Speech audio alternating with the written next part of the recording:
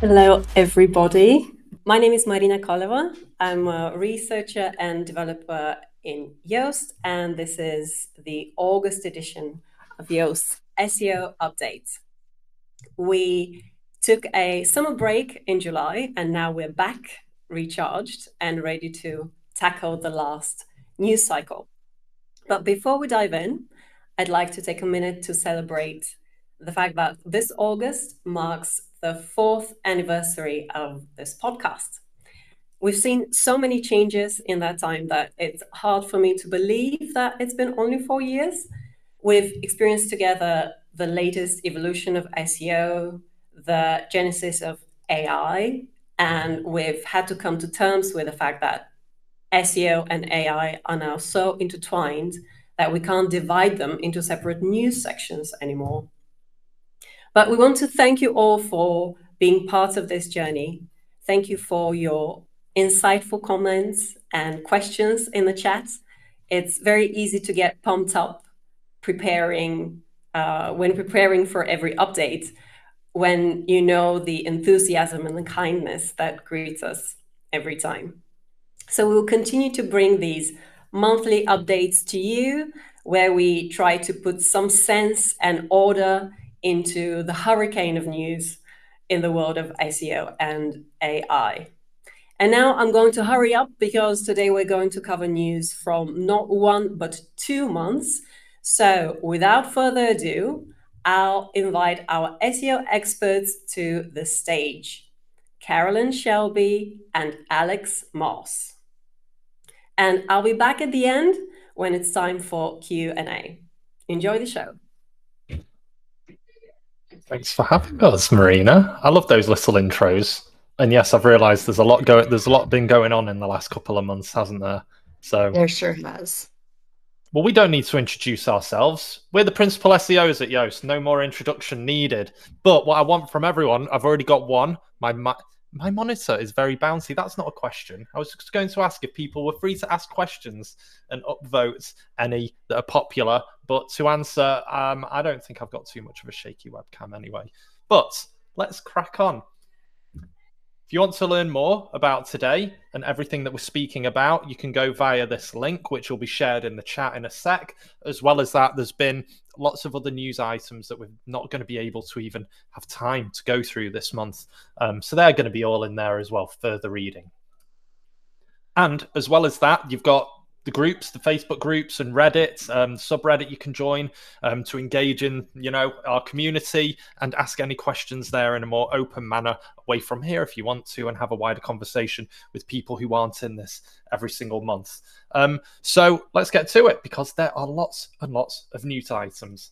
Let's go through the first one. So in June, God, that's ages away now. And I know it was before our last June item, wasn't it, Carolyn? But I feel like this still needs explaining because time's cracked on. So for anyone who hasn't heard of the Great Decoupling, that's a term that has been either used by Martin or someone else in the SEO industry as the way in which impressions have been going up and clicks have been going down over time. And this is a good little source of why that's happening and what you should do about it. But I mean, it's kind of obvious now. We've got LLMs and everything about. You've heard of LLMs, haven't you, Carolyn? The ChatGPT. If you haven't, just read up about ChatGPT. It's getting quite popular.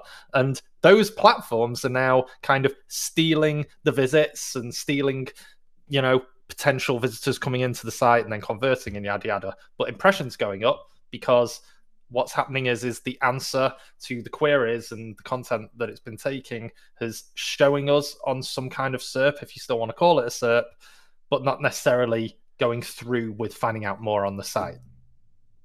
Well, I think another reason this might be happening is that the LLMs actually initiate more searches per interaction than humans do. So whereas we would type in one question, because they're fanning out, they're actually doing we'd do one search as a person, they'll do 5 for the same question because they're trying to get more information and more context, and they can do it faster than we can. So I think there's a couple things going on. If you have not heard it called the Great Decoupling, I think other people are calling it alligators or crocodiles in your reporting, because if you look, it kind of goes like this, which looks like a little open alligator mouth. If you have not seen this, it's probably because you're not looking at your Google Search Console. And my takeaway from this conversation would be you really need to be monitoring your Google Search Console. If you're not tracking it, if you don't have an account set up, please go set one up. Make sure you check it on a regular basis. Even if the information isn't good or happy, it's still useful.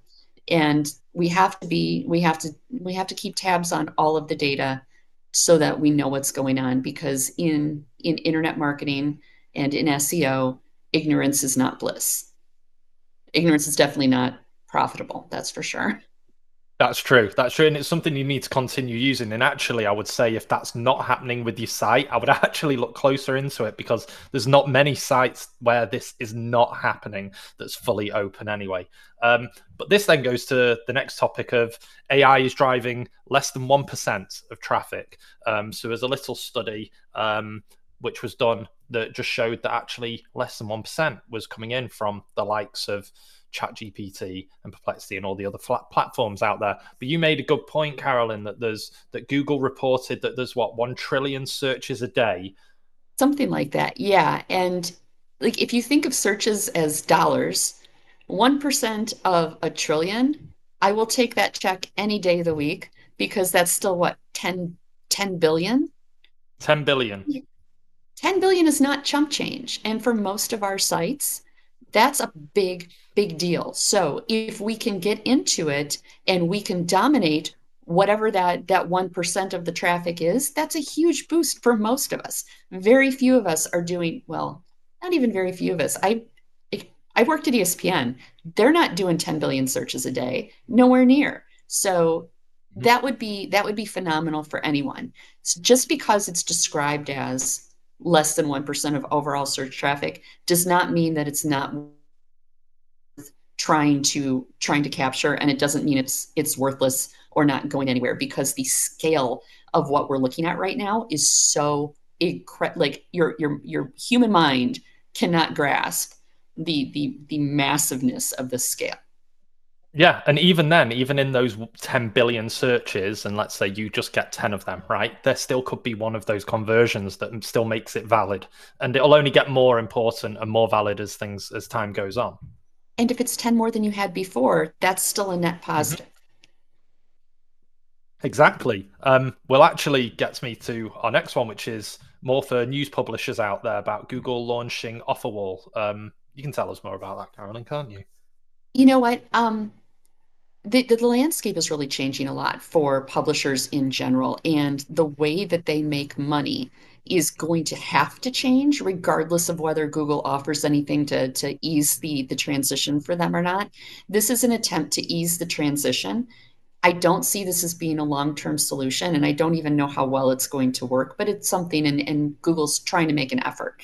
I don't know that we can get I don't think I can get into the monetization model theory in less than 2 minutes here. So I think maybe this would be something to have a one-off webinar on, where we get into the nuts and bolts of, if I'm a publisher, how am I going to continue to make money when the AI is stealing all of my clicks, kind of thing.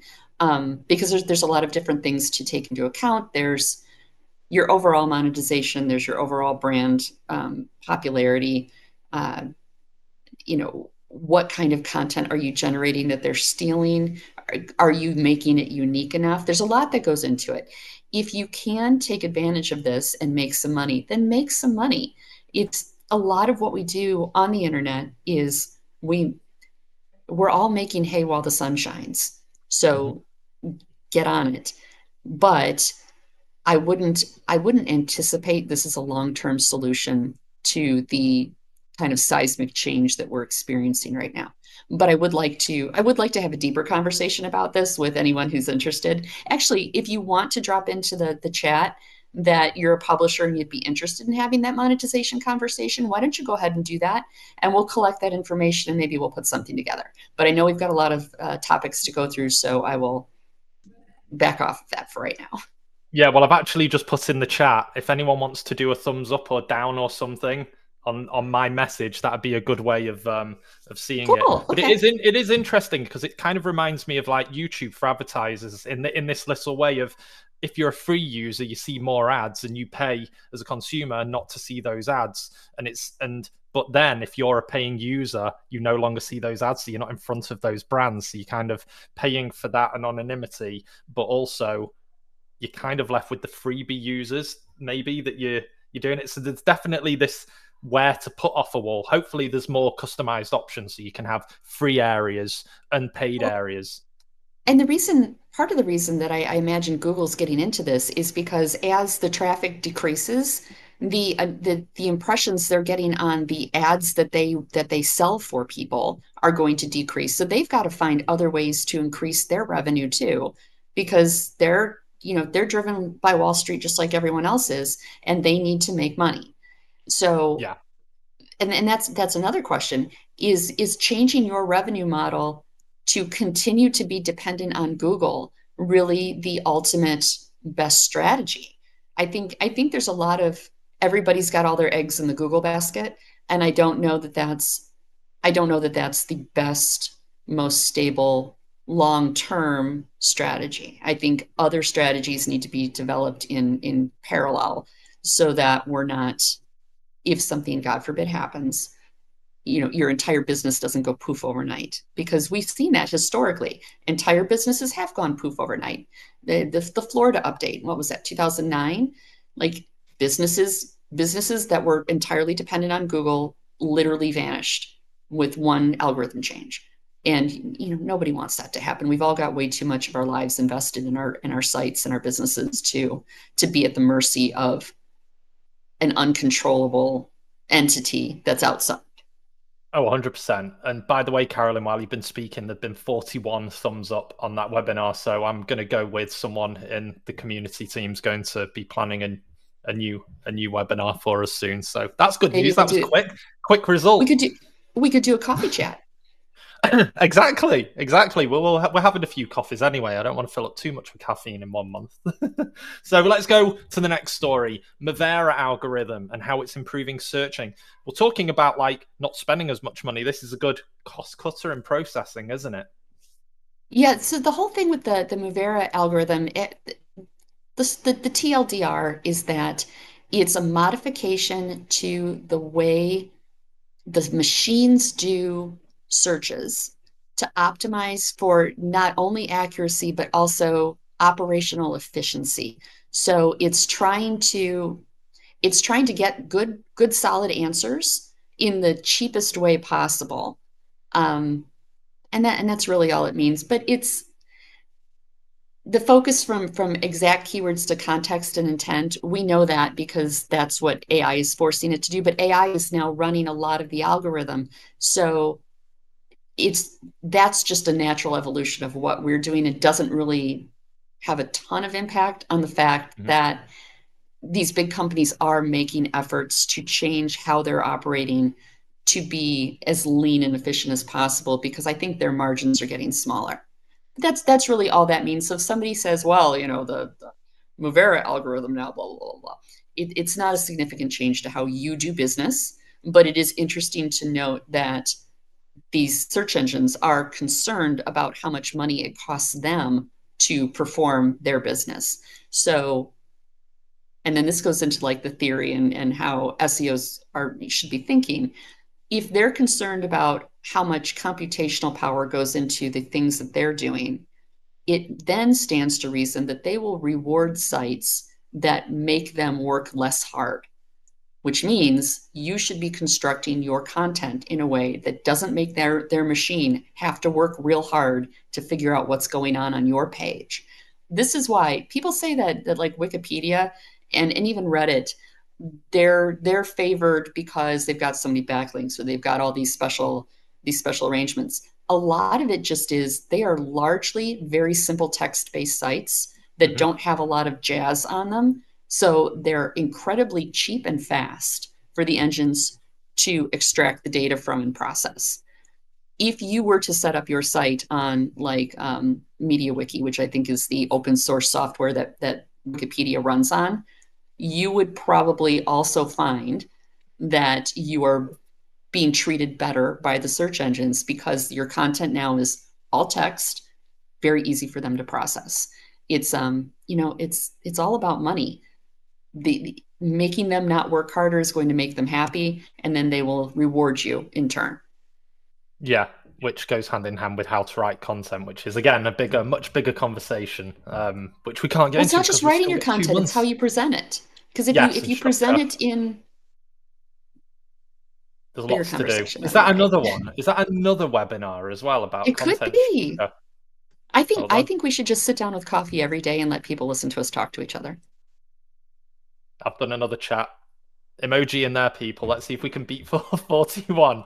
So let's see by the end of the next item. So the next item, Search Console has added an insights report. You'll see that right in the left sidebar. And whilst it uses mainly the main data that you can navigate yourself, and you have been all these years, it also provides a bit more insight on what you can do, how to take action against some of that data. Not just here's the data, do with it what you will and think and interpret it how you will, but how can Search Console itself help with what it does.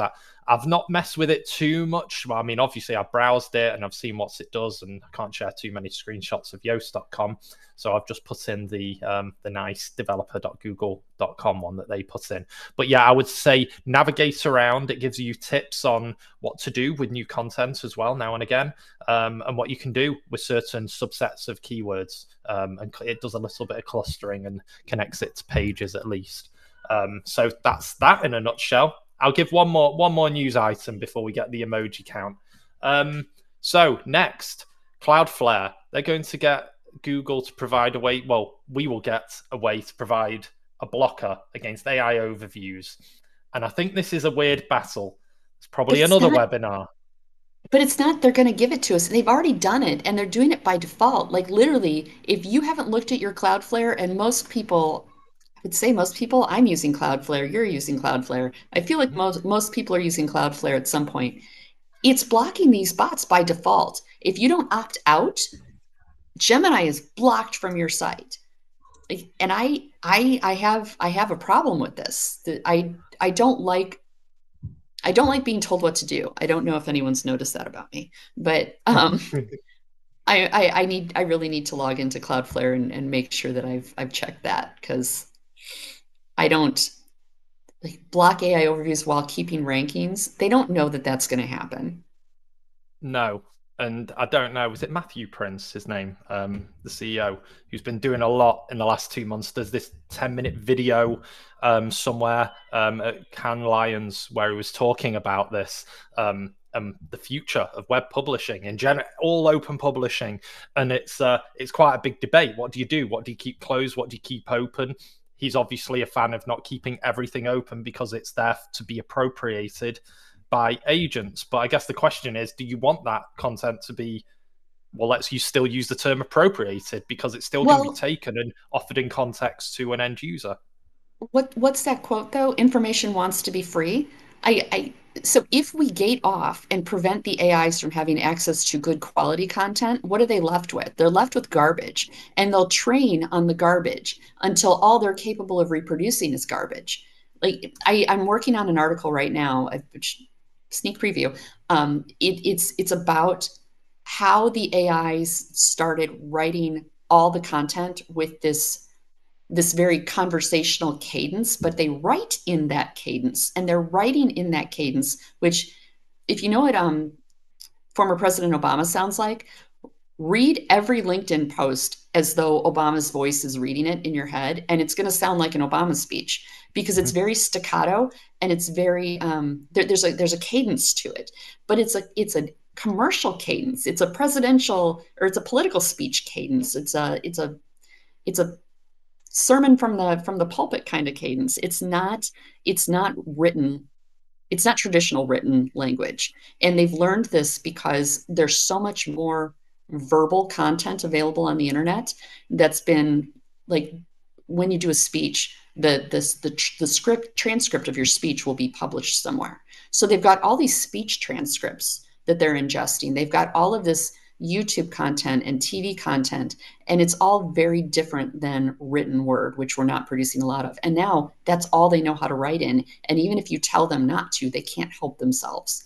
And it's very annoying because now that I know what to look for, I can with 100% accuracy tell you who used ChatGPT to write their LinkedIn post or to write their blog article, because I can see it. I can hear it in my mind.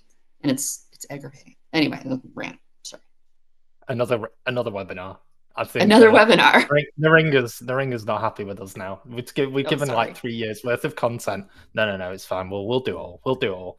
Okay, what's next? Aleyda, she pointed something out, which is someone who I can't hear in my head if I'm reading her post because it would just become more difficult. She found that Shopify is listed as a third-party search provider within ChatGPT's documentation, and they didn't really publicly announce it, which I found also interesting. Maybe it's not a massive PR thing or strategy that's been going on. They just wanted to maybe also silently do it so, people wouldn't rush in. But I guess here she did point out that it is there, and that's actually a good thing for e-commerce folk out there and Shopify owners, because I've always thought everything that's newly experimented with, and especially applicable here, is they usually test e-com, and if e-com works, they'll start throwing that out into other verticals and other areas. So it's good that they're testing this now. I have a feeling they may use feeds, merchant center kind of assets to understand a lot more structured data, of course, to understand the meaning of what every single product is and service. But this is definitely a good sign that at least the big platform out there is using this data to put it into their synthesized answer. Well, the interesting thing is who's not in that list. Who's not in the list? Who's not in that list? Google. No, they're not. But I would assume that they are. I would assume that they're like competitors right now. Although not covered here, and I read this over the weekend that Apple and Google are talking to each other, which I didn't think I'd read about. We can't cover it here. It'll be in next month, right? But if you go out there and you get in today's news, it's something about using Gemini into Siri or using some other AI stuff. But they're going to be using parts of Gemini, which I just found very interesting. Is everyone's like scrambling to get different kind of agreements at the moment? That's starting to feel like the Cardassians hooking up with the Dominion. It's just axis of evil type stuff. I don't know. Interesting, though. Very interesting what's going to happen, though. But yes, very good if you're an e-com provider there. Absolutely. Next, OpenAI and Perplexity are going for browser dominance. I may want to cover this because I've been using Comet, the browser Comet, in the last month. If you don't know what Comet is, that's a browser that was invite only. I can't even remember how I got in there, but I ended up getting an email, and it's a browser that's think of ChatGPT or it is Perplexity. Think of Perplexity ingrained inside the browser. So now instead of just using the app by itself or going on the website and just going to perplexity.ai, you can now ask in context questions about any tab that you're on, group of tabs, and you can let it do processes. I even tested it out with one of our colleagues, Beth. I was able for it to do a prompt saying, send Beth a DM over LinkedIn, and just say hi and say something engaging about one of her recent posts. And I just said colleague Beth. I didn't say anything else. It was able to figure out who Beth was. It was able to go on her profile. It was able to then browse her posts. This is just one example of what it does. It does lots of stuff. Lots and lots of stuff. But yes, in the TLDR for everyone else is this is going to be a new level of how people get answers from things, from existing websites. I think of it like Notebook LM as well. When you add your sources, 5 different sources, and it collates it all together and brings you one nice chat. And it's been a lot of fun to play with. I've been doing random experiments, and whilst it can be better, I know it will be better. But that's Perplexity. But OpenAI have now talked about making their own browser or making a browser solution. And again, not covered, Perplexity actually offered Google $34 billion to buy Chrome. which Somebody else then jumped in and said, well, we're going to offer them 36 billion or 30, that was me. 1 billion. Yeah. And it's like, no, you're not. They're just trying to drive up the price or jump onto the PR bandwagon. But Yeah. Google's not going to sell Chrome. They're just not going to. No, but it's still interesting things that now they're kind of and let's assume that Chrome's going to start doing it with Gemini as well, what I've just described. But yeah, it's going to be fun seeing that battle, and again experimenting with all the different browsers over the next year. So if you can get Comet somehow, I think it's open to Pro subscribers. You may be able to. Related to what I said about that random teeny tiny browser that no one's heard of offering $1 more than Perplexity was offering just to get into the news cycle. That's a great public relations kind of stunt if you want to get into the news. So if you're looking for ways to get backlinks and get mentions in publications, stuff like that, which seems very old school, is now very relevant again. So I mean, be judicious about it. Don't do anything out of character or off brand for your company. But if you can find a way to do an on brand sort of fun and not evil hijacking of the news cycle, that's always a good strategy for getting mentions in the real media.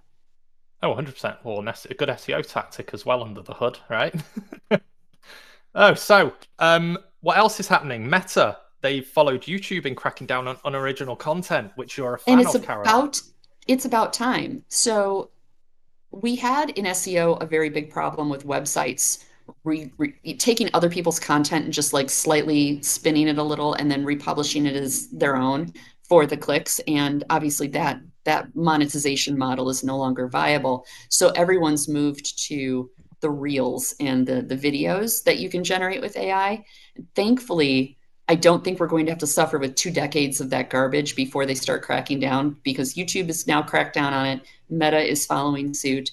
And what they're trying to get rid of are the obviously AI generated constant repackaging of existing content. Is it going to be foolproof in the beginning? I'm sure it won't be, and I'm sure there's going to be a lot that comes through, but the absolute deluge of garbage that was coming through was really making the reels unwatchable. And the way that propagates is people make money on them. So their options are either they find a way to weed them out so that the product stays useful for the consumers and the consumers don't leave, or they take away the funding, which I don't think they want to do, because they do want the good quality content to be generated and they want to still be able to reward that. So I'm all in favor of this. And if your monetization model is to be a content farm or a content mill for garbage regurgitations, then watch out, because YouTube's already coming for you, and now Meta is too, and hopefully everyone else will follow suit, and we will be free of the scourge of the garbage content at some point in my lifetime. Yeah, well, which is good, because I know this is on a consumer level. When we were going through this, I was talking about the Coldplay concert and the faux pas, the social faux pas, and how it blew up. Everyone knew about it. It was like Hello Magazine on crack, wasn't it? If you can think about it like that. And then it disappeared just as fast as it left. But to me, that was a few posts or a few articles about it, and then everything else to me was web spam.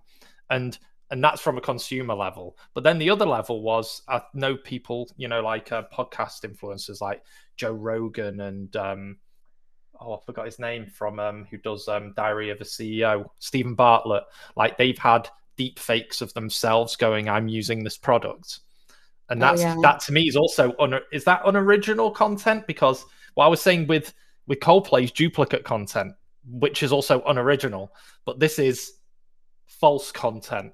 So the false content, it used to be parody voices were a thing, and they've been a thing for decades. It's not new, but it used to be neat because you had to find someone that was talented enough to do the impression in a positive, in a believable way. Like people would 5 years ago, 6 years ago, people were doing during Trump's first term. I would hear like car salesmen like, "Oh, it's the best." I can't do a Trump voice. I was going to try to do a Trump voice, can't do it. But they do a Trump voice to talk about how great their cars are. And I think there's one on our radio station right now where they're talking about HVAC systems, and it's the best HVAC system. And he's been told it's the best, it's the hottest hot and the coldest cold, and it's the greatest. But there was talent there, you know. It was cool because somebody was talented enough to do it. And now that the machines are doing it, it's just who cares? Because it's Yeah. not, you don't have that wow factor of, hey, that guy's good. He sounds a lot like Trump.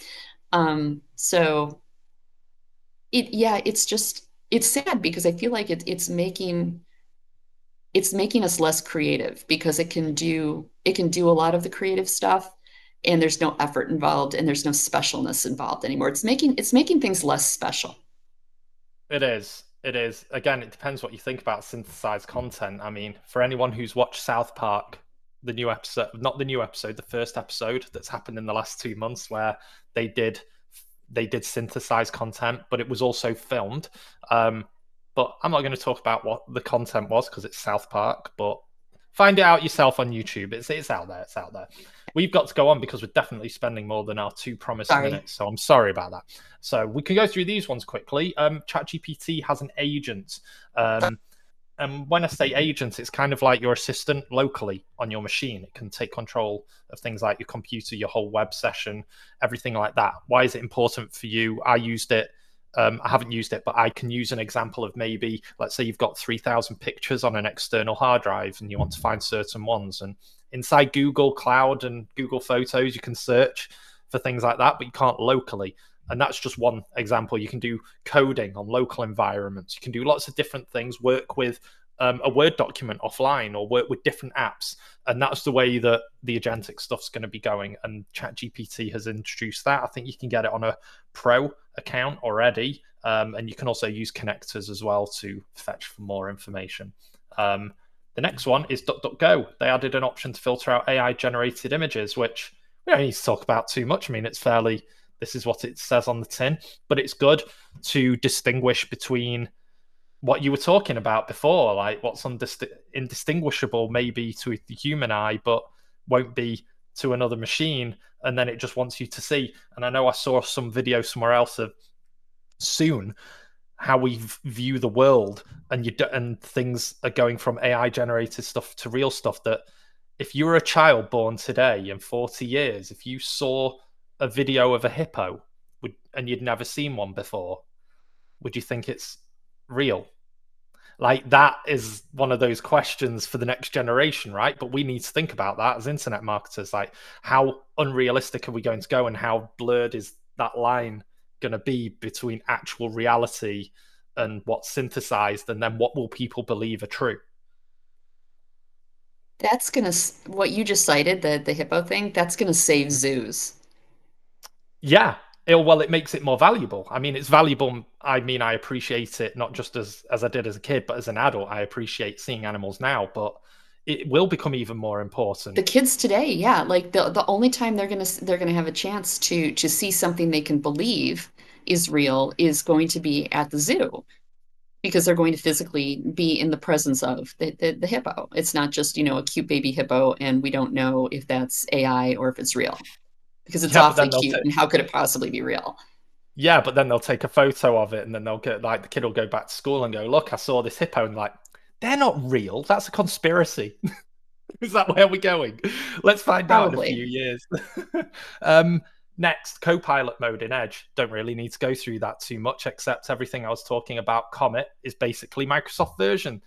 So yes, that's getting more embedded into the browser. And if Edge and Copilot is your shtick for the platform you're using, then do test it out. I haven't personally, though. Next, Google rolling out AI mode. You've had it for quite a bit longer than me. I've only had it a few weeks. So is there anything more to tell people that has rolled out since the 29th of July, which was, 4 weeks ago now? No, I mean, it's slightly annoying because AI mode is the default. So you'll ask it a question that absolutely should just spawn links for you, and it will try to answer it. Like, if you look for pizza near me, it will give you an explanation of what pizza near you is, before it gives you the links. It's like, what are you doing? So it's a little aggressive in terms of its takeover, but you really just have to play with it to figure out how you can work with it best and how it's going to return the information to you in a way that you find useful and pleasing.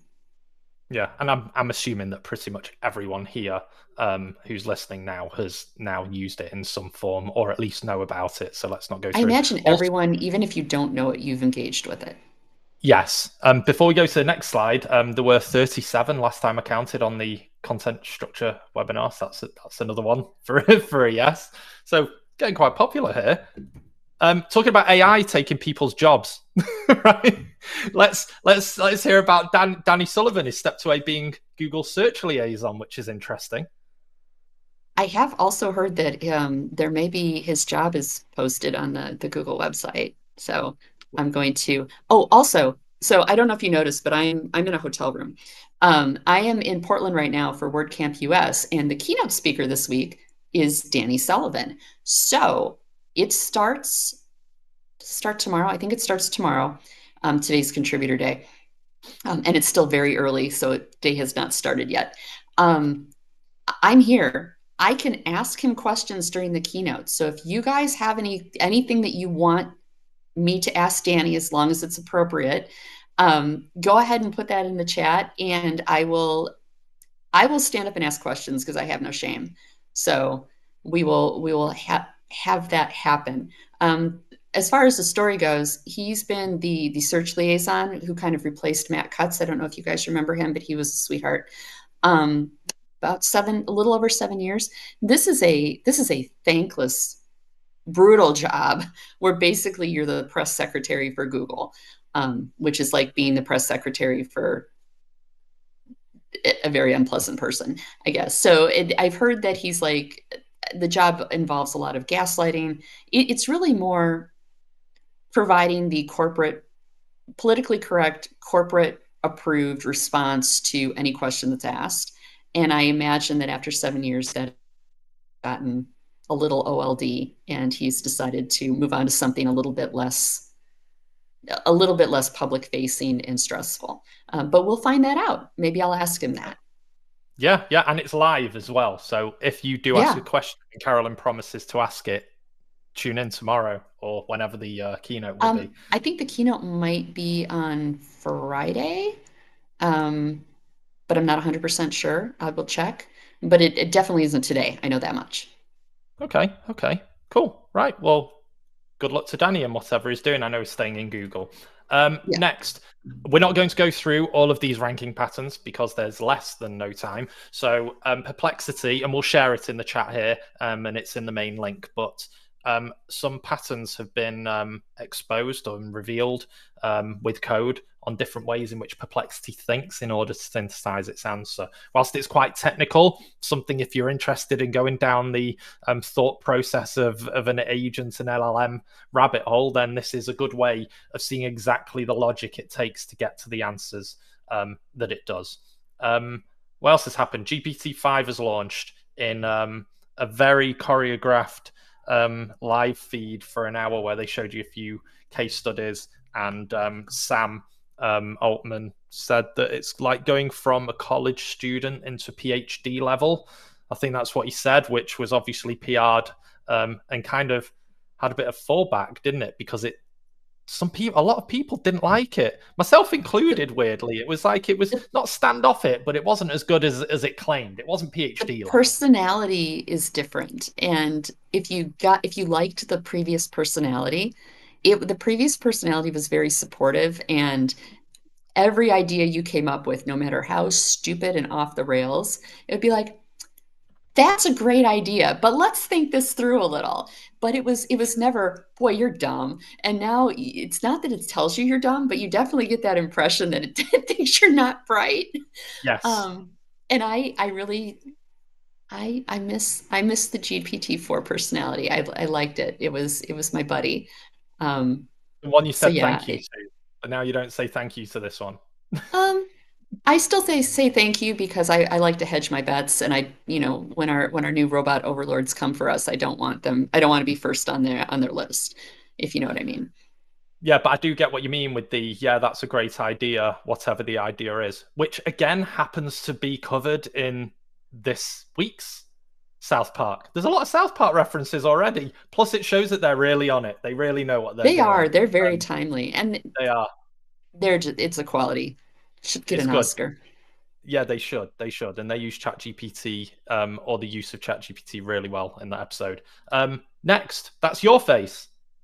It is. It's amazing. It's amazing what It's professional amazing. makeup and lighting can do. And my hair was a little bit shorter then too.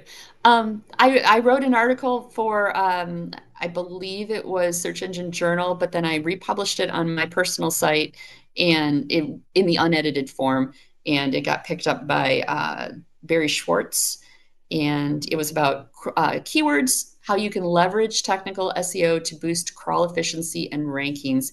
And really, it was just kind of an explanation or a deeper dive into what I was talking about before with making your content easier to consume by the engines will result in higher rankings and more visibility for you because they're not going to waste time on things that are difficult for them to consume. It happens to everyone. I can cite examples where it happened to the LA Times. Same story. They wrote the story. One of their subordinates or affiliate substations out in BFE nowhere, middle of the desert, California, had a little WordPress site that reprinted the story, and they're the ones that get all the links and all the exposure. Why is that? Because the LA Times was pushing gigabytes of ads and beacons at people, and the WordPress site had no beacons, and it was very easy to scrape and collect out of that. It had a nice RSS feed, everything was great. So Google was rewarding the easier to get content, and that's really what the technical SEO is for, is making sure that your content is easy to crawl, easy to ingest, and fast. And if you are interested in that article, there will be a link in the comments or the recap. Definitely one to read. And actually, that goes into your next one, which is somehow I ended up in here twice. I had nothing to do with this. I just want you all to know that I did not put these in there. So that was Alex or someone else. So I wrote an article. So John Mueller told people that llms.txt is just like the meta keyword tag. Well, it's not actually. If anything, you could maybe compare it to AMP, which Google was responsible for. So I'm not even sure why they're all upset about it. This is just kind of a reiteration of what the point of the llms.txt is. And if you're unfamiliar with it, you now have access to an llms.txt feature in Yoast already. All you have to do is go into your settings and turn it on. And I ran into a few people at a conference that weren't aware that this was now a feature. It is. You all have it. You can go turn it on very easily. Just go into your settings, scroll down, look for llms.txt, just like it says there, flip it on, and then boom, your site will have one. But it's just it's a guide. It's like a map of the store that will tell the LLMs how to find the really good, the best content on your site. The nice thing about the Markdown is that it's very easy for the search engines to crawl and to read, because there's no JavaScript that would need to be executed. There's no toggles. It's very clean. It's just text. Markdown, circling back to previous statements, is exactly what Wikipedia is written in. So that further supports and kind of reinforces my opinion that if everything were in a more ingestible, basically just text format, your site would sing. It would be fast and it would be really easy to ingest. And then finally, it is still early in the llms.txt saga. It is not a standard yet, but robots wasn't a standard for a long time. Sitemaps weren't a standard for a long time. And now you don't have a website that doesn't have them. So I think to dismiss this early is premature. Yes, 100%. And I think it was described as meta keywords as though it can be abused. But if you're abusing it, you could abuse Black Hat SEO anytime. Everything can be abused, and B, there's no value in abusing it. What are you going to do? Lie about the content that's on your site? That's really easy to check. Yes, by these LLMs quite quickly Yeah. to fact check itself. So no. It's Okay, ridiculous. we're going through quickly. I think this is nearly the last one. Perplexity versus Cloudflare. So before I was talking to you about Cloudflare blocking certain LLMs. Perplexity said, "Hold my beer," and they decided to do maybe. Is it ethically incorrect? I don't know whether it is or not. It's not for me to say, but they bypassed. You basically have to declare the IPs at which crawlers are, if you're a big platform, and then Cloudflare blocked those IPs, and then they changed the IPs and kept on crawling. So first of all, robots.txt is not a law. This is not, Moses did not carve this on stones and bring it down from the mountain. It's a request. It's a firm request, and you hope that people honor your request, but there's no punishment. There's no crime committed if someone ignores your robots.txt. So that's the first thing we need to get out there. It's not a crime. Now, Cloudflare has taken it upon themselves to be the enforcer, which is, I guess, they can do that if they want. But again, nobody's violating any laws. This is just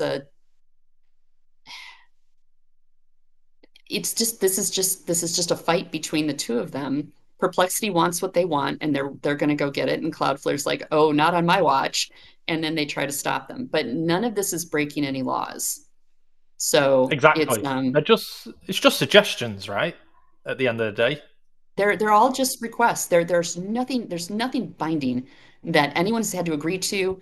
There's no enforcement mechanism. The only enforcement mechanism is now Cloudflare deciding that they're going to block people, which they can do. But Perplexity can also find ways around it. Like this is like the internet was in the mid 90s. Like we did stuff like this all the time. I would watch to see who was on the site. Like, I don't like you, I'm going to block you. And they're like, "Oh yeah," and then they'd set up mirrors, and like it was crazy. But none of this is illegal.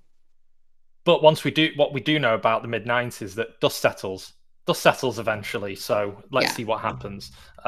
We're at the end of the main ones, and we've got 3 minutes. We've got a couple of things left. All right. We were going. Oh, feel free to ask questions. I see that there's already loads with more than 10 upvotes as well. So well, then let's hustle. Come on. Yeah. They know how to ask questions. Let's go. Yeah, we said also in the news. I'm not going to go through them all. There were too many. Go to this link, which is going to be shared in the chat. We've put them all as links. One that pops out for me is the Beyond Fanout, turning question maps into AI retrieval by Dwayne Forrester on the 9th of July. Read that. That's my pick out of all of them, maybe. Any pop out to you? Google saying that AI generated images don't cause a ranking penalty. I think we knew that. I knew that. I just don't think that people really understand semantically the difference between a penalty and a lack of inclusion. So there's a difference there. And when Google talks about a penalty, they're talking about an actual penalty, not just we're just not going to include you. So there's some nuance there that I always find fascinating. But if you have time, like literally go through our list. They're good articles that we just didn't have time to cover. Yeah. Or you put them all in Notebook LM and you ask them to do a summary of everything in one nice little digest. Very good. There you go. Thanks, AI. Okay. Yoast news. There's a couple of things to wrap up before we go to Q&A. The first one is that we redesigned Shopify onboarding.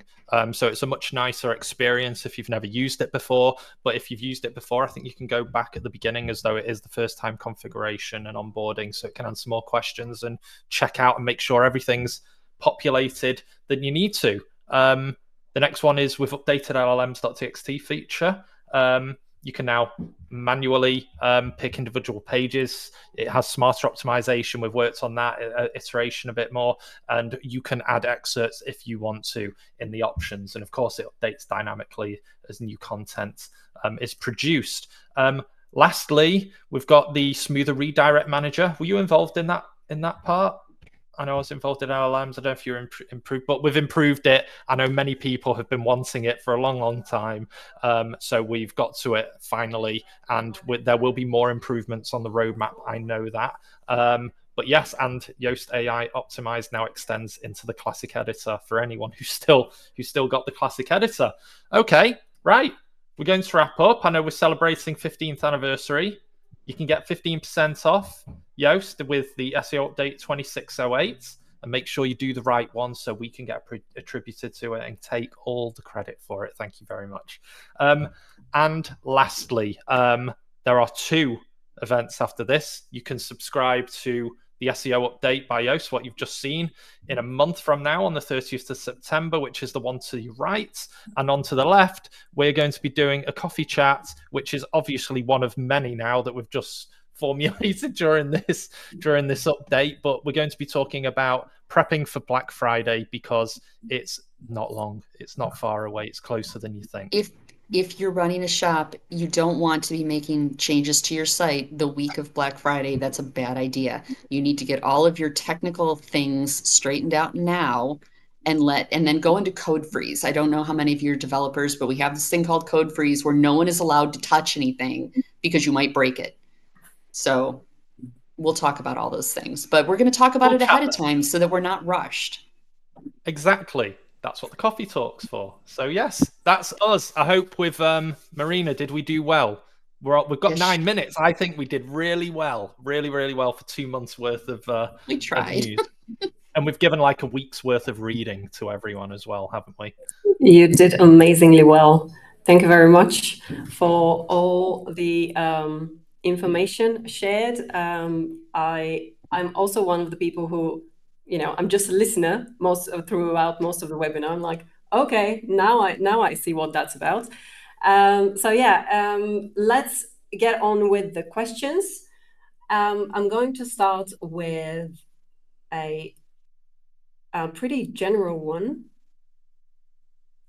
or more, maybe I should say fundamental. And the question is, you mentioned not putting all your eggs in one basket with Google. What do you suggest as an alternative strategy? So how would you comment or answer this question? There are too many variables in that to give a concise answer in this format. We should have like a conversation about that. That should be an entirely separate webinar, because I need an hour to talk about it. Right, so one more added to the list. But it is safe to say that optimizing your site for Google means that you are also optimizing for other browsers. When I say don't, right?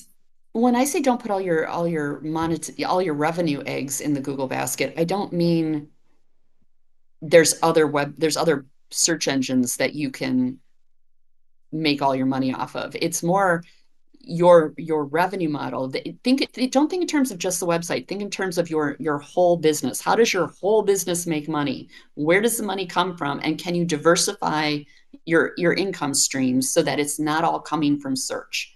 Because that's you have to think bigger than just the website. If you cannot think bigger than just the website, because the website is the thing, now we need to have some serious conversations about your business model in general, because this is nobody makes all their money on just their website. At least you shouldn't. But if that is your entire business, we're entering a very difficult time, and there's going to have to be conversations. But again, too many variables to possibly get into here. Yeah. All right. Next one. Again, I would say fundamental. So, how will Yoast SEO evolve to assist users with SEO for AI instead of keywords? So everyone who uses Yoast SEO... We already do that. We already do that, though. And actually, I think I wrote an article about it. I think it's on our blog, about all the things that we've been doing all along that are very helpful for getting you, for communicating your content to the LLMs. We should find that link and drop that in there. Yes. We will. But yes, that there are many things that we do. And whilst there's some stuff that's kind of, I would say, plug and play, you install it, there's some stuff under the hood that, yes, does help. But there's so much more than that you can do, especially with content production, which again will be a future future webinar that we'll do. But think about, I would say, in short, I would just say make your content at the highest standard.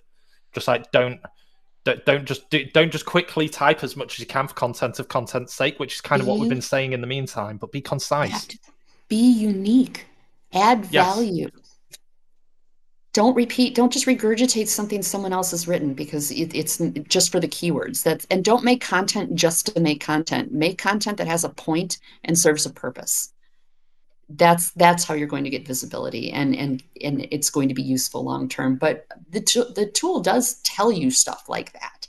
It gives you advice on how to, construct your sentences so they're easier to read. And the LLMs aren't, they're not used to reading 17th century British literature. They don't like sentences that go on for 3 paragraphs. Yeah, I don't know. There's a lot there. Right. Okay. Next, we have a few questions that are related. So I'm going to simply choose one of them. And they have to do with whether there should be this focus or emphasis on text content rather than image-based content. It's not. So using images to illustrate is fine. Using images to the exclusion of text is bad. That's where I would go with that. We know for a fact that the LLMs right now, especially like OpenAI and Anthropic, I forget how to say that, they're not executing JavaScript. So anything that requires a human intervention, like you've got it hidden in a toggle or it requires you to scroll or a tab, if it's not visible when the page loads, they won't see it. So focus less on the the digital jazz hands, which is what a lot of us like to do, and more on just doing the fundamentals, which is communicating via text the important information that you need to convey. But photos for illustration are fine. But editorial photos that help, that are there for the user's benefit. But just loading up the page with images or using images to replace the text, that's, you're essentially hiding the data there, and they're not going to pick that up. Right. Okay. Thank you. We have a lot of questions dealing with .txt, more like. And there is one question which is, let me pull it up, which is specifically about the pages that you choose to add it to the file, and what kind of optimization should be done. Is there anything specific regarding these specific pages you want to add to the file? That doesn't look like it's LLMs related. That looks different. Lose my 5-10 and optimizing them for AI when selecting them. I think that's maybe to do with cornerstone content selection here, perhaps. If there are really important blog posts that are featured, then do knock them up as cornerstone content and internally link to them. This, I don't know, has anything to do with llms.txt specifically, but I know it will include more important posts in the llms.txt file, should you choose to make them cornerstone or new, for example. Yeah, so the llms.txt doesn't optimize your content for you. What it's doing is it's asking you to select what you think is the most important or most beneficial content that you absolutely want the users to see, and you don't want it to get lost in the shuffle. So you're picking out what you think is the gold, and you're adding it to a map that points directly to where the gold is, if that makes sense.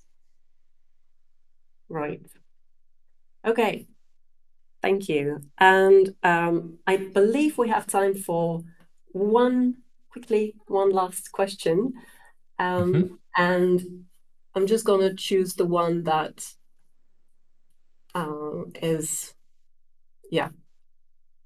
sounds intriguing to me. So we're having browsers that use AI.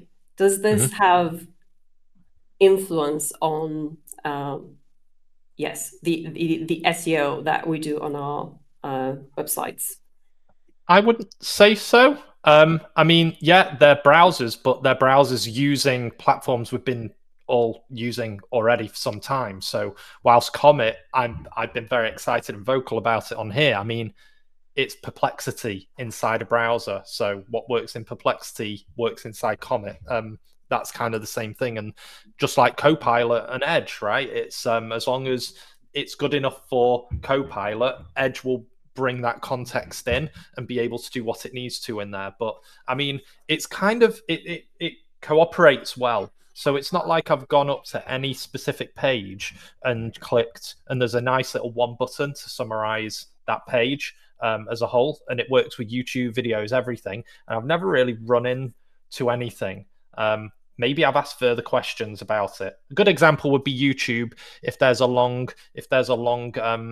form content. So I know, like Lex Friedman, for example, he interviewed the creator of Ruby on Rails, DHH, his name is. Yeah, it was 6 hours, and you can just click one button and it'll give you a rundown. But even 6 hours, that's still a big summary. So I can ask it further questions like, well, can you give me timestamps on everything of where something, or I can ask a question, where does he talk about, I don't know, WordPress, which he does cover, where does he cover and what does he say about it? So it takes context to a next level, and then you can reference another tab and say, well, actually, based on what DHH has said, does that go against this article that someone else wrote about whatever the subject is? So again, to answer the question, no, I'd still crack on doing the normal stuff, but it's more of an opportunity to have something that you may be presenting and publishing be brought into some answer. Yeah. All right. Well, thank you. I'm afraid that's all the time that we have. Thanks for the questions. Thank you for the answers as well. And yeah, we will be back next month, September the 3rd. I'm going to add a 30th. 30th. Yes, sorry. 30th. But on the 2nd of September is the coffee chat, which is a week today. Yes. So there's lots to do. So one in a week, one in a month. Yeah, take your pick. Ideally, choose both. And yes, we will see you then. Thank you very much. Thanks. Bye-bye. See you next week and month.